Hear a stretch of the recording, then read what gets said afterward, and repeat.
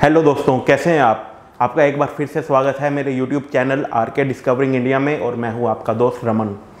तो दोस्तों, इस वीडियो में हम बात करेंगे शेंगेन वीज़ा की। हालांकि इससे पिछली वीडियो में मैंने आपको बताया था कि शेंगेन वीज़ा कैसे अप्लाई करते हैं, क्या प्रोसेस रहेगा।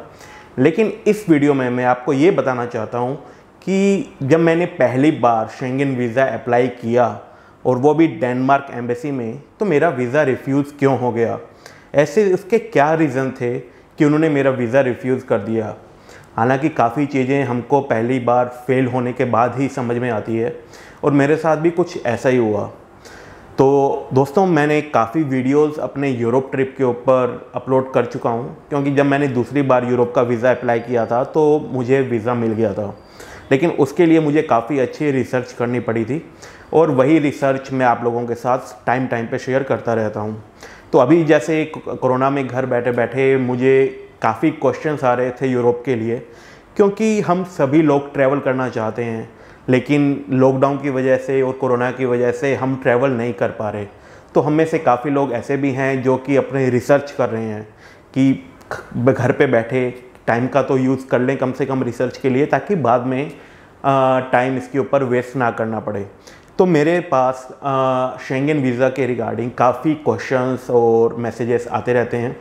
और चूँकि अगर आप में से काफ़ी लोग ऐसे हैं जो कि पहली बार यूरोप जा रहे हैं या कि प्लान कर रहे हैं, तो मुझे लगता है कि मुझे ये वीडियो बनानी चाहिए जिससे आप लोगों को पता लग जाए कि जब पहली बार वीज़ा लगाते हैं तो कैसी परेशानियाँ आती है, या ऐसे कौन से डॉक्यूमेंट में हम कमी रख देते हैं जिसकी वजह से हमारा वीज़ा रिजेक्ट हो जाता है।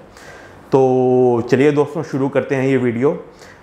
तो दोस्तों, ये बात है उस समय की जब मैं आईटी कंपनी में पहले काम करता था दिल्ली में, और काफ़ी अच्छी अर्निंग्स थे मेरी। हालांकि बाद में वो जो मैंने छोड़ दी अपने ट्रैवल पैशन के कारण।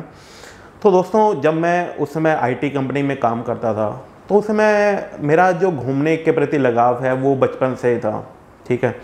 तो जब मैंने बीटेक की या उसके बाद भी मैंने काफ़ी ट्रैवल किया, और जब मैं अपनी ये ट्रिप प्लान कर रहा था यूरोप की, तो उस समय मैं एक आईटी कंपनी में काम करता था। मेरी सैलरी भी काफ़ी अच्छी थी और मेरे पास एक समय ऐसा था कि अच्छी खासी सेविंग्स हो चुकी थी।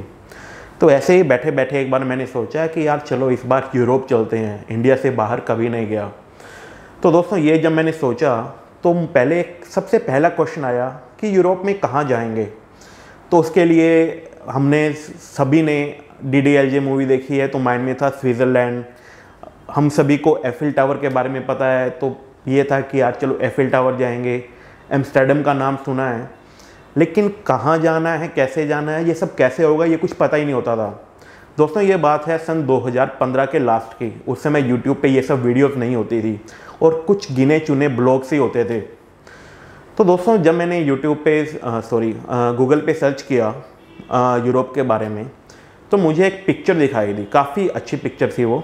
उस पिक्चर में क्या था, रात का टाइम था और आसमान में ग्रीन कलर की लाइट्स ऐसे शाइनिंग कर रही थी। मैंने कहा ये क्या है। उस समय तक इसके बारे में मुझे पता ही नहीं था कि ऐसा कुछ भी जो नेचुरल का जो नज़ारा है, मतलब प्रकृति का, ऐसा भी कभी देखने को मिल सकता है। जब मैंने ज़्यादा रिसर्च किया तो पता लगा इसको नॉर्दर्न लाइट्स कहते हैं, और अगर आप इन चीज़ों को देखना है तो आपको सर्दियों में यूरोप जाना चाहिए। यूरोप में कहाँ पे ये नॉर्दर्न लाइट्स दिखती है, ये दिखती है आइसलैंड में या नॉर्वे में, स्वीडन में। जो भी नॉर्थ पोल के पास के जो देश हैं उन सभी जगह ये लाइट्स दिखाई देती है, लेकिन इनका कोई फिक्स टाइम नहीं होता, ठीक है। तो चलो इसके बारे में हम बाद में बात करेंगे। हम बात करते हैं वीज़ा की। तो दोस्तों, जब मैंने ये पिक्चर्स देखी तो मुझे लगा कि हाँ, मुझे तो इस जगह जाना ही जाना है, मुझे ये नॉर्दर्न लाइट्स देखनी ही देखनी है। तो उसके लिए मैंने प्लान बनाया कि मैं सबसे पहले इंडिया से आइसलैंड जाऊंगा और वहाँ पे ये ट्रिप करूँगा। उसके बाद मैं वहाँ से पेरिस आऊँगा, पेरिस से एम्स्टर्डम जाऊँगा, ब्रसेल्स जाऊँगा, और फिर मैं 10-15 दिन में इंडिया वापस आ जाऊँगा। तो दोस्तों, जब आप शेंगेन वीज़ा अप्लाई करते हैं तो उसमें सबसे ख़ास बात ये होती है कि आप वीज़ा कौन सी कंट्री से अप्लाई करें, क्योंकि शेंगेन वीज़ा है जो यूरोप का वीज़ा है उसको शेंगेन वीज़ा कहते हैं। और इस शेंगेन वीज़ा में आप 26 कंट्रीज़ एक साथ घूम सकते हैं, ठीक है। तो मतलब आपको सिर्फ एक वीज़ा लेना है और उसमें आप जो भी कंट्री है, फ्रांस, स्पेन, पुर्तगाल, इटली, जर्मनी, पोलैंड, और आइसलैंड, नॉर्वे, स्वीडन, फिनलैंड, ये सब आप उसमें एक वीज़ा में घूम सकते हैं।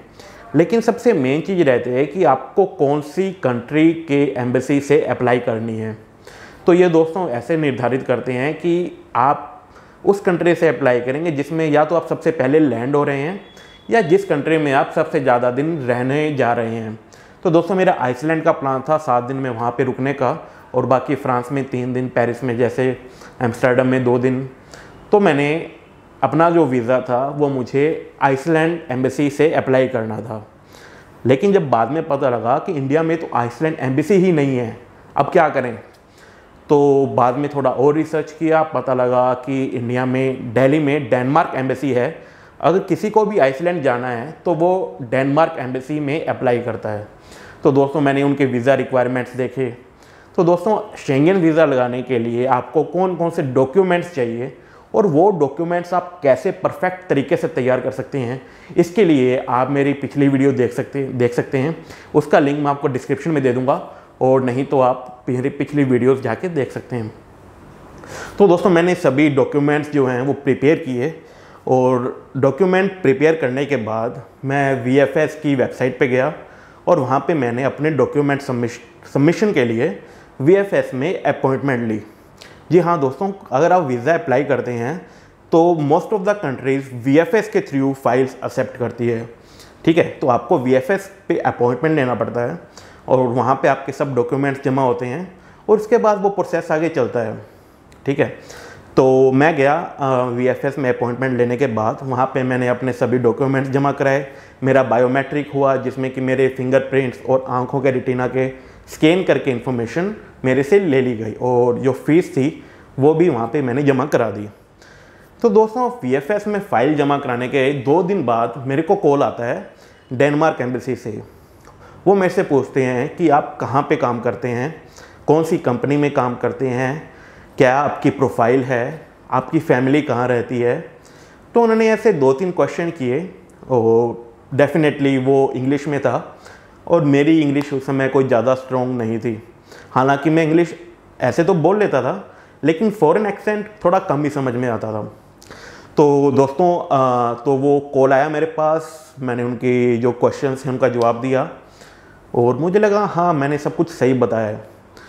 और फिर 2 दिन बाद दोबारा कॉल आता है और मुझे बोलते हैं कि आपको एम्बेसी आना होगा इंटरव्यू के लिए। मैंने कहा ठीक है, इसमें क्या बड़ी बात है। तो उन्होंने एक डेट बताई, उन्होंने बोला आप इस डेट को हमारी एम्बेसी पे सुबह 9 बजे पहुंच जाना। तो दोस्तों मैं अपने डॉक्यूमेंट्स वगैरह लेके, हालांकि उन्होंने कुछ ऐसे ज़्यादा नहीं बोला था, लेकिन फिर भी मैं अपने जो डॉक्यूमेंट्स थे वो मैं मेरे साथ एक एनवेल्प में डाल के मैं एम्बेसी वहाँ पे दिल्ली गया और वहाँ पे एम्बेसी के बाहर 9 बजे का वेट करने लगा। 9 बजने के बाद वहाँ पे 2-3 लोग और थे, कोई ज़्यादा लोग नहीं थे, क्योंकि उस जैसे डेनमार्क हो गया या आइसलैंड हो गया, इंडिया से बहुत कम लोग घूमने जाते हैं, और उस समय तो और भी बहुत कम लोग जाते थे। हालांकि अब तो शायद बाहर जाने वालों की तादाद बढ़ चुकी है, उस समय बहुत ही कम लोग जाते थे। मैं था और 2 लोग और खड़े थे। तो सबसे पहले एम्बेसी का डोर खुला, वहाँ पे गार्ड था, तो मैं सबसे पहले ही गया था। तो मतलब ज़्यादा लोग तो वैसे भी नहीं थे। तो उन्होंने मुझे स्कैन किया, चेक किया, मेरे पास मोबाइल था, मोबाइल वहाँ पे सबमिट किया, एक पेन ड्राइव थी मेरे पास।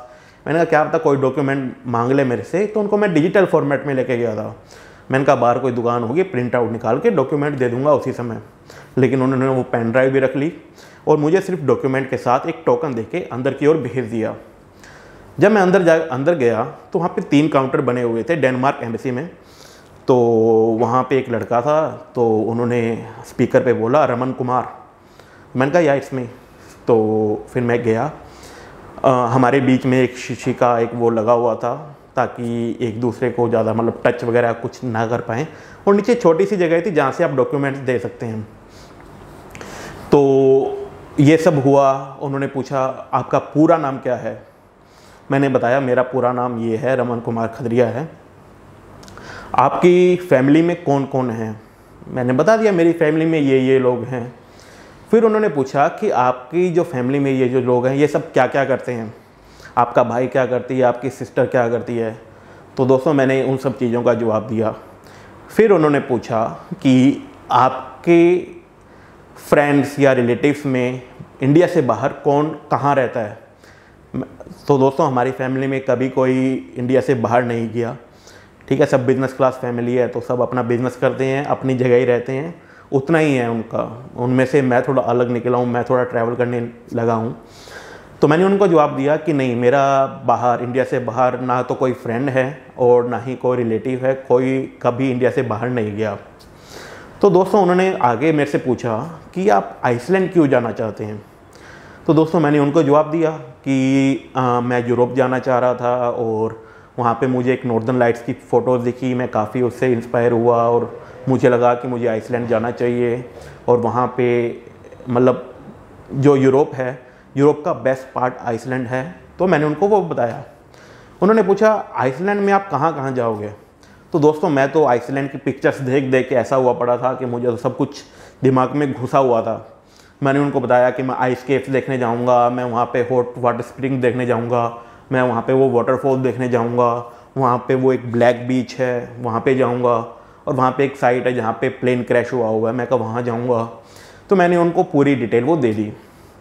लेकिन आखिरकार वो एक क्वेश्चन के ऊपर अट गया और मुझे लगता है कि उसका आंसर मुझे उसी समय मिल गया था कि मेरा वीज़ा अप्रूव नहीं होने वाला। तो दोस्तों उन्होंने मेरे से एक चीज़ पूछी।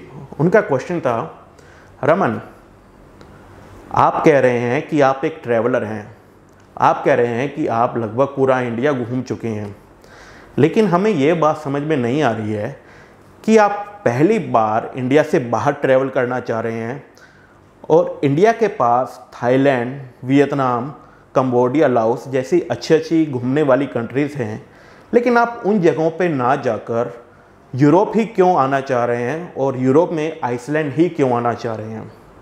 हालांकि मैंने मेरे अकॉर्डिंग उस क्वेश्चन का आंसर उनको दिया। मेरी कोशिश थी कि मेरे आंसर से वो सेटिस्फाइड हो जाएं, लेकिन जब बाद में वीज़ा रिफ्यूज़ हुआ मेरा, तो पता लगा कि नहीं, वो मेरे आंसर से शायद सेटिस्फाइड नहीं थे। तो जो मैंने आंसर दिए उनका उसने एक प्रिंट आउट निकाला और मेरे से सिग्नेचर करवा लिए और कि हाँ मैंने ये आंसर दिए हैं उनके क्वेश्चंस के लिए। और मुझे बताया गया कि आप वेट कीजिए, आप घर चले जाइए और आपका स्टेटस जो है वो ऑनलाइन अपडेट हो जाएगा जैसा भी डिसीज़न लिया जाएगा। तो दोस्तों VFS की वेबसाइट पे मैं अपना जो वीज़ा का स्टेटस था वो रेगुलर चेक कर रहा था और लगभग 6 से 7 दिन बाद मेरे पास उस पर आता है कि आपकी वीज़ा एप्लीकेशन के ऊपर डिसीज़न ले लिया गया है। तो दोस्तों मतलब काफ़ी अजीब सी फीलिंग थी कि हाँ क्या मुझे वीज़ा मिल गया। मुझे ऐसी उम्मीद ही नहीं थी कि मेरा वीज़ा भी रिजेक्ट हो सकता है, क्योंकि दोस्तों एक तो क्या है कि हम जैसे छोटे शहरों में अगर हमने कभी किसी का बुरा नहीं किया है तो हमें नहीं पता लगता कि क्या हमारे साथ भी कभी बुरा हो सकता है, ठीक है। और काफ़ी चीज़ें वही एक्सपीरियंस होने के बाद ही पता लगती है। तो दोस्तों वो स्टेटस पढ़ के जब मैं VFS गया अपना पासपोर्ट कलेक्ट करने के लिए, मेरा पासपोर्ट मेरे हाथ में था और मैं देख रहा हूँ कि वीज़ा कहाँ लगा हुआ है। मैंने हर एक पेज चेक कर लिया लेकिन मुझे मेरा वीज़ा दिखाई नहीं दिया। तो मैं वहाँ पे VFS के काउंटर पे गया, मैंने उनको दिया अपना पासपोर्ट, मैंने कहा सर इस पे वीज़ा कहाँ लगा हुआ है। उसने देखा कि सर आपका वीज़ा रिफ्यूज़ हो गया है। तो मैं उसको देखता रह गया। मेरे लिए ये था कि ये ऐसे कैसे हो सकता है कि मेरा वीज़ा रिफ्यूज़ कैसे हो सकता है, ठीक है। उसने स्टैम्प दिखाई मुझे, रेड कलर की स्टैम्प थी बिल्कुल ऐसी। तो उससे देख के मुझे काफ़ी जैसे बोलते हैं ना, जैसे शॉक हुआ, मैं हर्ट हुआ, क्योंकि मैं अपनी फ़्लाइट की टिकट बुक करा चुका था, मैं अपने होटल्स की बुकिंग, चलो वो तो booking.com से की हुई थी, और मैंने इंश्योरेंस करवाया हुआ था और मेरा काफ़ी खर्चा हो गया था, वीज़ा फीस भी डेफिनेटली। तो मेरा अप्रोक्सीमेट 20-30,000 पानी में डूबने वाले थे। तो डूबने वाले क्या थे, डूब ही चुके थे। तो मैं बड़ा निराश हो गया था कि यार वीज़ा क्यों नहीं लगा। फिर धीरे धीरे मैंने उन चीज़ों पे रिसर्च करनी चालू की, ठीक है। ये तो है नहीं कि एक बार रिफ्यूज़ हो गया यूरोप का वीज़ा तो दोबारा मैं अप्लाई नहीं करूँगा या मैं नहीं जाऊँगा दोबारा कभी। यूरोप कभी ना कभी तो जाना ही है, और उसकी प्रिपरेशन मैंने उसी समय चालू कर दी थी जब मैंने वो रिफ्यूज़ल स्टैम्प मेरे पासपोर्ट पे देखा कि ये कैसे हो गया, ऐसी क्या गलती मैंने कर दी या ऐसा क्या मुझे करना पड़ेगा जिससे ये वीज़ा मिल जाए। तो दोस्तों जैसा कि मैंने आपको बताया कि उस समय 2015 के अंदर किसी के पास ज़्यादा डिटेल्स नहीं होती थी और हर एक बंदा वीज़ा लगाने के लिए एजेंट से ही संपर्क करता था। लेकिन मैंने कभी किसी काम के लिए एजेंट के पास आज तक नहीं गया था और सभी काम मुझे अपना खुद ही करना पसंद है। तो मेरे लिए ये था कि हाँ, मेरा वीज़ा रिफ्यूज़ क्यों हुआ, चलिए चेक करते हैं। तो मैंने काफ़ी लोगों से बात की तो मुझे पता लगा कि पहला रीज़न तो ये हो सकता है कि मैं पहले कभी इंडिया के बाहर नहीं गया, मेरी कोई ट्रैवल हिस्ट्री नहीं है, इसलिए उनको ये डाउट है कि अगर मैं बाहर गया, मतलब उनकी कंट्री गया और वहाँ पे अंडरग्राउंड हो गया, मैं वापस ही अपने देश नहीं आया। क्योंकि दोस्तों सबसे बड़ी प्रॉब्लम यही है कि टूरिस्ट वीज़ा पे काफ़ी लोग जाते हैं, उनमें से कुछ एक लोग ऐसे भी हैं कि वो वापस नहीं आते, वो वहीं अंडरग्राउंड हो जाते हैं और वहीं बसना चाहते हैं, जो कि ये इलीगल आप इमिग्रेंट्स आप उन्हें कह सकते हैं। तो इसके लिए आप कोई भी यूरोपियन कंट्री है तो वो बिल्कुल जांच परख कर वीज़ा देती है। तो दोस्तों पहला रीज़न वो हो गया कि मैं कभी पहले इंडिया से बाहर नहीं गया था। तो मुझे पता लगा कि मुझे अपनी ट्रैवल हिस्ट्री बनानी है और ट्रैवल हिस्ट्री बनाने के लिए मुझे जो साउथ ईस्ट एशियन कंट्रीज़ हैं वहाँ पे ट्रैवल करना पड़ेगा, जैसे Thailand, Malaysia, Laos, Cambodia, Vietnam, Philippines और जो भी कंट्रीज़ हैं मैं वहाँ पे जा सकता हूँ। जैसे जैसे मेरे पासपोर्ट के ऊपर स्टैंप्स लगेंगे वैसे मेरे पासपोर्ट की वैल्यू बढ़ती जाएगी। ठीक है। दूसरा रीज़न जो मुझे समझ में आया वो ये हो सकता है कि मेरा जो बैंक बैलेंस था वो कम था, क्योंकि मैंने अपना जो पैसा था वो मैंने कुछ एक महीना पैसा मैंने एफडी में डाला हुआ था, कुछ एक पैसा मैंने शेयर मार्केट में इन्वेस्ट किया हुआ था। हालांकि मेरे पास उस समय 3-3.5 लाख रुपए होंगे शायद अगर मैं बात करूं, लेकिन जो फाइनल जो बैंक बैलेंस जो निकलता है, जो बैंक की बैलेंस शीट निकलती है उसमें सिर्फ 70-80,000 थे। ठीक है। बाकी मैंने उनको बोला कि ये देखो नीचे एफडी में इतने जमा हैं और ये रहे मेरे शेयर मार्केट के, इसकी वैल्यू इतनी है। ठीक है। तो मुझे लगता है कि आपको जो पैसे दिखाने हैं वो आपको बैंक अकाउंट के अंदर ही दिखाने पड़ेंगे। ठीक है। मैंने सिर्फ 70,000 दिखाए थे, जिसमें कि मुझे वहाँ जाकर होटल्स के भी खुद को पे करना था, मेरी कोई बस की टिकट बुक नहीं थी, मेरी कोई तरीके की कोई बुकिंग नहीं थी फ़्लाइट्स टिकट के अलावा। तो दूसरा पॉइंट ये है कि आपको अकाउंट में बैलेंस दिखाना है, कम से कम 2-2.5 लाख रुपए तो आपको दिखाना ही पड़ेगा। तीसरा है कवरिंग लेटर। दोस्तों जो कवर लेटर होता है वो सबसे मेन चीज़ होती है, क्योंकि जब आप वीज़ा अप्लाई करते हैं जो आपकी फ़ाइल बनती है, जो सबसे पहला डॉक्यूमेंट ऊपर होता है वो है कवरिंग लेटर, कि आप यूरोप या कोई भी देश आप क्यों जाना चाह रहे हैं। ठीक है। ये वो डॉक्यूमेंट है जिसमें आप बिना मिले जो कॉन्सुलेट है या जो एम्बेसी में जो भी आपके जो डॉक्यूमेंट देखता है उसको आपके मन की भावनाएं पता लग जाए कि आप क्यों जाना चाह रहे हैं। तो दोस्तों हम में से काफ़ी लोग सिर्फ क्या करते हैं, सिर्फ गूगल पे सर्च करते हैं कवरिंग लेटर सैंपल, और वहाँ पे किसी ने अगर पुराना अपलोड कर रखा है उसमें सिर्फ नाम और पासपोर्ट नंबर चेंज करते हैं और बिल्कुल सब वैसे का वैसा छाप देते हैं। और जब आप वही कवरिंग लेटर वो कॉन्सुलेट या एम्बेसी वाले पढ़ते हैं तो उनको पता लग जाता है कि इसको कुछ भी नहीं पता, इसने तो सिर्फ कॉपी पेस्ट किया है। क्योंकि जैसे एक डॉक्टर मरीज का हाल समझ जाता है, क्योंकि वो एक दिन में 20 से 30 मरीज देखता है, वैसे ही एम्बेसी या जो वीज़ा अप्रूव करता है उनको सब पता होता है। ठीक है। जब वो एक ही फॉर्मेट, जब दिन में वो 20 लोगों का इंटरव्यू लेते हैं और उसमें से 10 से ज़्यादा लोग सिर्फ उसी फॉर्मेट के साथ आते हैं, तो उनको पता लग जाता है किसी को कुछ नहीं पता। ठीक है। तो दोस्तों ऐसे और भी काफ़ी हैं पॉइंट्स हैं, उनमें से जैसे मैं आपको बता दूं, जैसे जब आपसे बैंक की 3 महीने की या 6 महीने की स्टेटमेंट मांगी जाती है तो आपको वो स्टेटमेंट लेने के लिए बैंक जाना है। आपको वो ऑनलाइन स्टेटमेंट डाउनलोड नहीं करनी, आपको बैंक जाना है और डॉक्यूमेंट्स के ऊपर स्टैम्प और साइन होने चाहिए, बिना उसके काम नहीं चलेगा। क्योंकि मैंने तो ऑनलाइन स्टेटमेंट डाउनलोड की और उनको डॉक्यूमेंट में दे दी। ठीक है। अगर आप बैंक स्टेटमेंट बैंक से जाके लेंगे तो उसकी वैल्यू ज़्यादा होगी, क्योंकि ऑनलाइन वाले में तो कोई भी हेर फेर कर सकता है। ठीक है दोस्तों।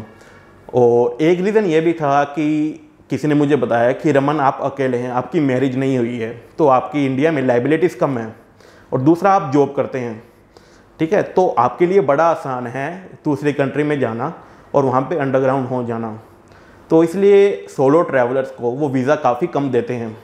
हालांकि जब मैंने दूसरी बार अप्लाई किया प्रॉपर रिसर्च के बाद और सब कमियां दूर करने के बाद तो मुझे वीज़ा मिला। तो इसका रीज़न ये तो हो ही नहीं सकता कि अकेले जाने की वजह से वीज़ा नहीं मिलता, लेकिन दोस्तों आपके डॉक्यूमेंट आपको बड़ी समझदारी से तैयार करने होते हैं, और ये ऐसे भी नहीं गूगल से देखा, बिल्कुल किया और दे दिया। दोस्तों वो भी बहुत समझदार है और वो भी नहीं चाहते कि इलीगल इमिग्रेंट्स उनके देश में बढ़ जाएं। तो दोस्तों मुझे उम्मीद है कि मैंने आपको पूरी इन्फॉर्मेशन देने की कोशिश की है इस वीडियो के अंदर कि आपको शेंगेन वीज़ा अप्लाई करते हुए कौन कौन सी गलतियां नहीं करनी है। ठीक है, आपको शेंगेन वीज़ा लगाना कैसे है उसकी वीडियो मैं ऑलरेडी बना चुका हूँ, पूरी डिटेल वीडियो है। ठीक है, हर छोटे छोटे टिप्स भी दिए हुए हैं। ठीक है दोस्तों, वो वीडियो आप ज़रूर देखना, आपका वीज़ा कभी रिफ्यूज़ ही नहीं होगा। ठीक है, उसका लिंक मैं डिस्क्रिप्शन में डाल देता हूँ। तो दोस्तों मिलते हैं अगली वीडियो में, तब तक के लिए जय हिंद।